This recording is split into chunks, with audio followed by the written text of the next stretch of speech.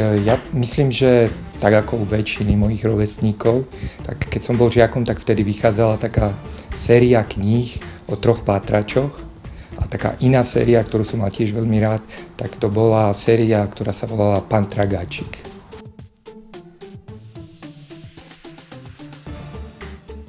Tak to bolo až počas vysokoškolského štúdia a priviedli ma k tomu, myslím, najmä ľudia z katedry, vtedy sa tá katedra volala Katedra dopravných sietí.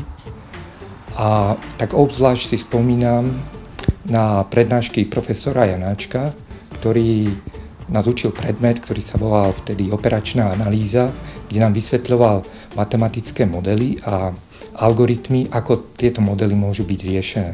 A vtedy som mal taký pocit, že tie modely a tie algoritmy, že to je niečo, čo by mohlo byť veľmi užitočné a čo by ma mohlo baviť.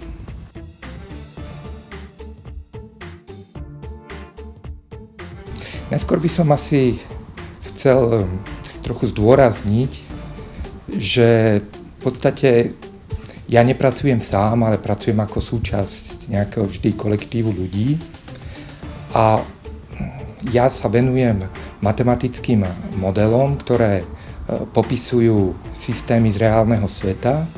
Tie matematické modely buď predstavujú nejaký problém, kde sa hľadá nejaké čo najvýhodnejšie riešenie toho problému, alebo môžu takisto popisovať to, ako sa ten systém bude správať v budúcnosti. No a potom použitím tých matematických modelov vytváram rôzne simulačné modely, kde buď hľadám nejaké zaujímavosti týkajúce sa správania tých systémov, alebo hľadám nejaké možnosti, ako existujúce algoritmy vylepšiť. Myslím, že to je rôznorodosť tej práce. Jednak pracujem ako učiteľ, čo je povolanie samé o sebe, a potom pracujem ako výskumník, čo je tiež podľa mňa niekoľko skrytých povolaní v sebe.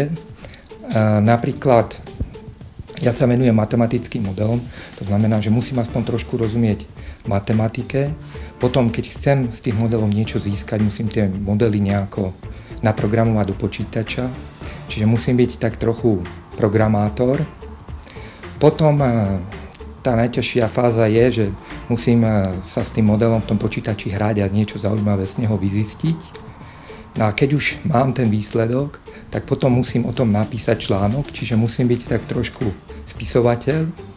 No a ten článok, aby bol ľahko čitateľný, tak musí byť aj dobre ilustrovaný, takže som ešte aj tak trochu ilustrátor. No a čo ma na tom najviac fascinuje, je práve to, že tých povolaní je ako keby viac, čo mi dáva veľa možností sa v každom z nich postupne zlepšovať. Napadlo ma viac všelijakých odpovedí, ale priznám sa, že nemám odvahu povedať, že ani jednu z nich, že keby naozaj tá situácia nastala, tak asi čo by som urobil, by bolo, že by som skúsil zorganizovať nejakú súťaž nejakých nápadov a potom by sme to vyhodnotili a rozhodli sa, že na čo by sme to použili, tú paličku.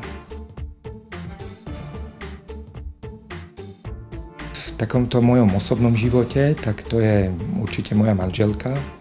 V takomto profesionálnom živote, tak to sú ľudia, ktorí podľa mňa dosiahli vo vede zaujímavé výsledky. S niektorými z nich som mal možnosť aj spolupracovať, ako napríklad s profesorom Dirkom Helbingom, ktorý je profesorom na ETH v Zürichu. Ten je známy vďaka svojim výsledkom, ktoré dosiahol v oblasti modelovania tokov aut na diaľniciach alebo modelovaní správania sa chodcov. Takisto takým podobným môjim vzorom je profesor Frank Kelly, s ktorým sme nedávno spolupracovali na probléme, ako rozdeľovať kapacitu elektrickej siete pri nabíjaní elektrických vozidiel. No ale okrem toho, okrem takýchto reálnych hrdinov, stále rád mám aj tých filmových akčných hrdinov, ako sú napríklad hrdinovia zo seriálu Star Trek. No a rozlúčil by som sa s vami takým pozdravom, ktorý pochádza z tohto seriálu, čiže žite dlho a prosperujte.